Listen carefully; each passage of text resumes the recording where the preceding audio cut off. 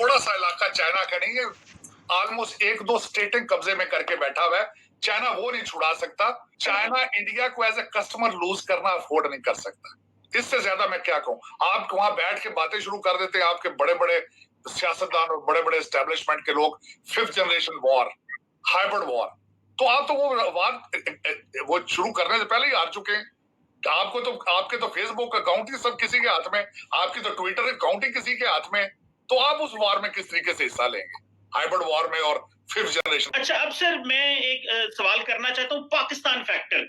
आप क्या समझते हैं कि ट्रंप साहब जिन्होंने पहले आते ही, मुझे याद है क्योंकि मीडिया पे आना जाना रहता है, तो ट्रंप साहब ने जो पाकिस्तान के बारे में पहली ट्वीट की ना, वही एंटी पाकिस्तान थी और उन्होंने कहा छटांगे नहीं पाकिस्तान नो।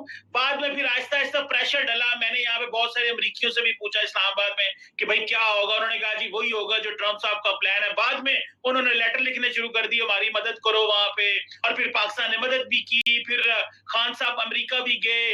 अब क्या समझते हैं कि पहले साल डेढ़ को छोड़ के अभी पाकिस्तान अमेरिका के ताल्लुकात कैसे हैं, और अगर ट्रंप साहब जीतते हैं तो क्या ये पार्टनरशिप आगे चलेगी, या जिस तरह आप समझ रहे हैं कि हमारी कोई इतनी सिस्टमैटिक प्रेजेंस नहीं है अमेरिकन सिस्टम के अंदर, तो हमें प्रॉब्लम्स ही रहेंगे। लेकिन अब तो मैं थोड़ा सा आपको ये बताना चाहूंगा, मैं देख रहा हूं पाकिस्तान की प्रेजेंस इन वॉशिंगटन डीसी। मैं बड़ी दफा कहा, मैं दोबारा रिपीट करूंगा, पाकिस्तान इंडिया से वॉशिंगटन डीसी में एटलीस्ट 50 साल पीछे है, और मैं ये नजर आ रहा है। और दूसरा, Pakistan completely 90 degree U turn मार के चाइना ब्लॉक में चला गया, जो कि मेरे ख्याल में वाइज नहीं है। 72-73 साल के रिलेशनशिप को यकलत कोड नहीं करते, आखिरी विंडो खुली रखते हैं, ब्रिजेस बर्न नहीं करते। और दूसरा मैं ये कहूंगा, मैं बल्कि ये भी एक, इस पे भी एक प्रोग्राम हो सकता है। अमेरिका ने पाकिस्तान को जब भी दी है, एड दी है, ग्रांट दी है। चाइना जब भी देता है, लोन देता है, और उसके टर्म्स ऐसे होते हैं कि आप नेशनल असेंबली में डिस्कस भी नहीं कर सकते। वजह सबसे बड़ी क्यों हम गए वहां चाइना, वो किकबैक्स है। आप टर्की क्यों गए हैं, किकबैक्स है। आपकी सारी लेबर जो है वो दुबई और सऊदी अरेबिया की सड़कें और बिल्डिंगें बना रही हैं, आपकी सड़कें चाइना और कोरिया बना रहे हैं। मुझे इससे ज्यादा क्या बताऊं आपको कि लाहौर का ट्रैश रिमूवल का ठेका भी टर्किश कंपनियों को दिया जाता है। अपनी लेबर धक्के खा रही है सऊदी अरेबिया में और मिडल ईस्ट में। आप खुद समझ जाएं कि ये आप सभी ने, लेकिन मैं समझता हूं आपको तो चोर साहब इशारे ही, आपको पता होना चाहिए पाकिस्तान में क्या पक रहा है। पाकिस्तान को कोरोना कुछ नहीं कहेगा, लेकिन करप्शन आपकी तबाह कर देगी। आपका कल्चर इस वक्त बन चुका है कि किसी शरीफ अफसर को लड़की का रिश्ता नहीं देते। आपको ये कल्चर तब्दील करना पड़ेगा। आपका दूध बेचने वाला भी करप्ट है, आपका फ्रूट बेचने वाला भी करप्ट है, आपका एमएनए जो 4 करोड़ की गाड़ी में बैठ के 2 डाले कलाशनकोफों के लेके फिरता है, ये सियासत नहीं है। ये कल्चर तब्दील होना चाहिए। आपको पाकिस्तानी बनना पड़ेगा, आपको पाकिस्तान के बारे में सोचना पड़ेगा, तब पाकिस्तान बचेगा। आप ब्लेम डोनाल्ड ट्रंप नहीं कर सकेंगे, बिल्कुल सही है, ये करना पड़ेगा। आप इंडिया को ब्लेम नहीं कर सकते, आप चाइना को ब्लेम नहीं कर सकते। आपको अपना होमवर्क करना पड़ेगा, आपको अपनी फाउंडेशन ठीक करनी पड़ेगी। वाहिद मुल्क है जो इस्लाम के नाम पे बना, और तीसरी सबसे बड़ी बात, एक ऐसी पार्टी रूलिंग है जिसका नाम ही तहरीक इंसाफ है। इंसाफ किया 2 साल में इस पार्टी ने। इस पार्टी ने, मैंने आपको ये बताऊं, जो अगले दिन मोटरवे पे हुआ है, मैं वॉशिंगटन डीसी में बैठे, ये खबरें मुझे मिल रही हैं, पता नहीं अब ठीक है कि नहीं, कि पुलिस भी इसमें इन्वॉल्व है। वो जो आबद मल्ली भाग रहा है, 4 दफा पुलिस ने उसको छोड़ा है। मुझे यहां तक डीसी में खबरें मिल रही हैं कि हो सकता है उसको गोली मार दी जाए। इसको आप डोनाल्ड ट्रंप पे ब्लेम करेंगे? आपकी गवर्नेंस, अब कौम हार चुकी है। 25 करोड़ लोग मायूस हैं, और मायूसी गुनाह है इस्लाम के मुताबिक। आपको अपने आप को ठीक करना पड़ेगा। Donald Trump is American president, वो अमेरिका के इंटरेस्ट के लिए डिसीजन लेते हैं। आपको सोचना पड़ेगा आप कहां जा रहे हैं।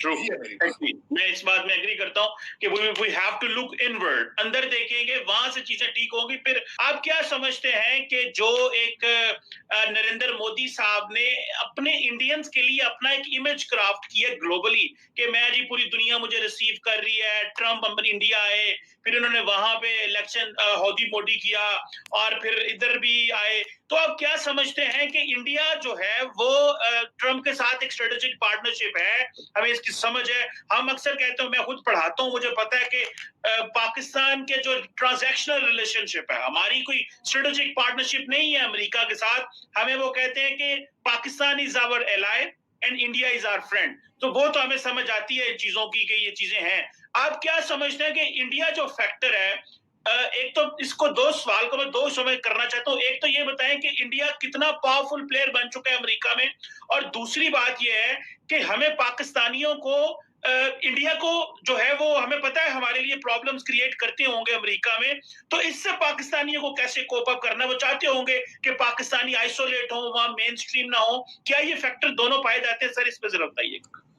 यहाँ पे मैं शुरू यहाँ से करना चाहूंगा कि अमेरिका में आपको सोमालिया के कांग्रेसमैन मिल जाते हैं, यहाँ पे आपको इथियोपिया के कांग्रेसमैन मिल जाते हैं।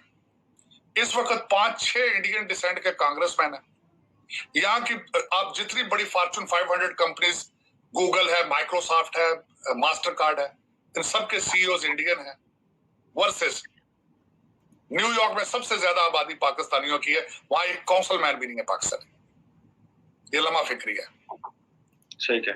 एक दूसरा उसमें मैं ये कहूंगा, जिस तरीके से मैंने कहा है कि मोदी इंडिया में उन्होंने भगवान बना लिया उसको। मोदी साहब बात करते हैं, मोदी साहब आज आग लगा दें इंडिया को, वो तब भी कहेंगे कि मोदी साहब ने बड़ा अच्छा किया। मोदी साहब के स्टैचूज बनाएंगे, ये मंदिर बनाएंगे उनके नाम पे, क्योंकि 700 साल बाद हिंदुओं को फुल फ्लैज पावर मिली है। और अनफॉर्चुनेटली पावर उस पार्टी को मिली है जिसका मैंडेट हिंदुत्व है, हिंदुस्तान फॉर हिंदूज ओनली है। इस वक्त अमेरिकन इंडियंस और इंडिया में रहने वाले Indians, they are on steroids. आप सोच नहीं सकते कि मैं कितना भयानक देख रहा हूं चेहरा यहाँ पे इस वक्त वॉशिंगटन डीसी में। जो हालात हैं, निक्की हेली, बॉबी जिंदल, और जिस तरीके से कैंपेन के अंदर घुस के उन्होंने रिपब्लिकन पार्टी को टेक ओवर किया है, पाकिस्तानी अबैंडन कर चुके हैं वॉशिंगटन डीसी को। मेरे लिए अफसोस, मैं ये इससे ज्यादा नहीं कुछ कह सकूंगा। Pakistan has abandon America, Pakistanis have abandon. वो अभी सियासत में नहीं है, वो सवाए एक दूसरे के साथ यूट्यूब पे और एक दूसरे के साथ फेसबुक की लड़ाइयों पे, ट्वीटरों से आगे अभी तक नहीं जा सके। और वो इनको सीखना ये चाहिए। आपके लिए एक छोटा सा इशारा है, आप फेसबुक पे कश्मीर का नाम लिख के देखें, शाम तक आपका अकाउंट बंद हो जाएगा। आप ट्वीट के ऊपर कश्मीर का नाम लिखें, शाम को आपका ट्विटर अकाउंट बंद हो जाएगा। उनकी पावर देखें आप। इससे ज्यादा मैं क्या कहूं। आप वहां बैठ के बातें शुरू कर देते हैं, आपके बड़े बड़े सियासतदान और बड़े बड़े एस्टेब्लिशमेंट के लोग, 5th generation war, hybrid war. तो आप तो वो शुरू करने से पहले ही हार चुके हैं। आपके तो फेसबुक अकाउंट ही सब किसी के हाथ में, आपकी तो ट्विटर अकाउंट ही किसी के हाथ में। तो आप उस वॉर में किस तरीके से हिस्सा लेंगे, हाइब्रिड वॉर में और 5th जनरेशन वॉर में।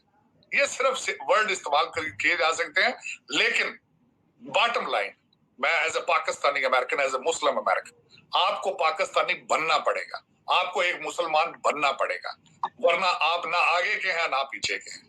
ये क्योंकि मैं देख चुका हूं, ये बिल्कुल, ये मैं क्लियरली देख रहा हूं, बिल्कुल क्लियरली देख रहा हूं। पाकिस्तान के लॉ एंड ऑर्डर के हालात में देख रहा हूं कि सब अच्छे की रिपोर्ट है, लेकिन अंदर सब खोखला है। मुझे कल पता चला है कि F6, F7 में डाके पड़ रहे हैं, और क्राइम रिपोर्टिंग ना उसे मीडिया रिपोर्ट कर रहा है, ना उसको पुलिस रिपोर्ट कर रही है। अगर F6, F7 इस्लामाबाद का रेड जोन है। मैं आपकी इत्तला के लिए ये अर्ज करना चाहता हूँ, ये हालात है अगर पाकिस्तान के, तो मैं यहाँ बैठ के वॉशिंगटन डीसी में या रो सकता हूँ या दुआ खैर कर सकता हूँ। सर, इंडिया कोई थोड़ा सा इलाका चाइना का नहीं है, ऑलमोस्ट 1-2 स्टेटें कब्जे में करके बैठा हुआ है। चाइना वो नहीं छुड़ा सकता। चाइना लाउड स्पीकर लगा के पंजाबी गाने चला रहा है वहां पे बॉर्डर पे। और अगली बात बताना चाहता हूँ आपको, चाइना इंडिया को एज ए कस्टमर लूज करना अफोर्ड नहीं कर सकता। और उसकी बात यह है, एक चाइनीज सोल्जर मुझे बता दें जो चाइनीज इंटरेस्ट के लिए 10,000 मील अपनी जंग लड़ रहा हो। आप मुझे ये बता दें, सिर्फ चाइनीज की कितनी बार अपने चाइना से बाहर मिलिट्री आर्मी बेसिस हैं। अगर मैं आपको बताऊं तो आप शर्मिंदा हो जाएंगे। एक है सिर्फ, और वो कहाँ है? जिबूती में। जिबूती। आपने सारे अंडे आपने पकड़ के उस बास्केट में डाल दिए,